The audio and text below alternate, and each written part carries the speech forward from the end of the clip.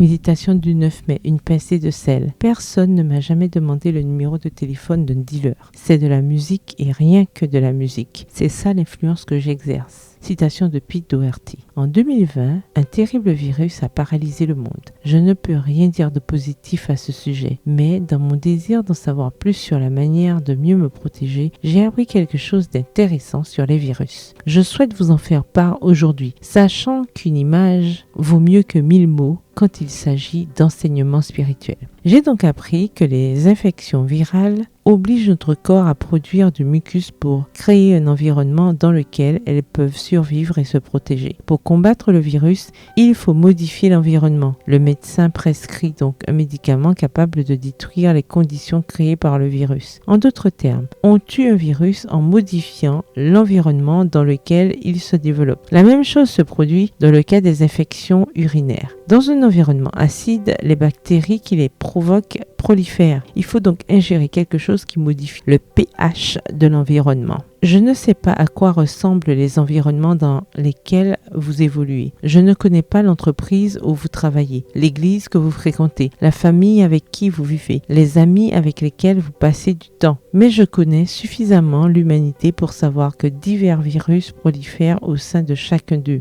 Ragots, mensonges, manipulation, envie, désaccord. Vous avez deux options. Ne rien faire, c'est-à-dire aider les virus à continuer à proliférer à l'aise dans l'environnement qu'ils ont eux-mêmes créé, ou apporter quelque chose qui change l'environnement en vue d'empêcher ces virus de proliférer davantage et d'avoir un espoir de leur barrer la route. Je sais qu'il est difficile d'être une influence qui lutte contre le courant, mais c'est par essence ce que nous sommes appelés à être. Le sel de la terre, la lumière du monde, le remède qui modifie le pH et l'environnement. Il existe de nombreux types d'influences, mais celle qui change réellement l'environnement est celle du caractère. L'évangile pratiqué dans la vie d'une authentique chrétienne est un puissant antidote au virus qui sévissent même dans l'Église. Les mots sont superflus si notre caractère n'apporte pas cette pincée de sel qui fait fondre avec l'attrait de l'humilité. La glace qui s'installe dans les cœurs cyniques et endurcis, il n'y a qu'un seul moyen de détruire les conditions créées par le péché, en intégrant dans notre caractère l'antivirus de la foi simple qui agit par amour.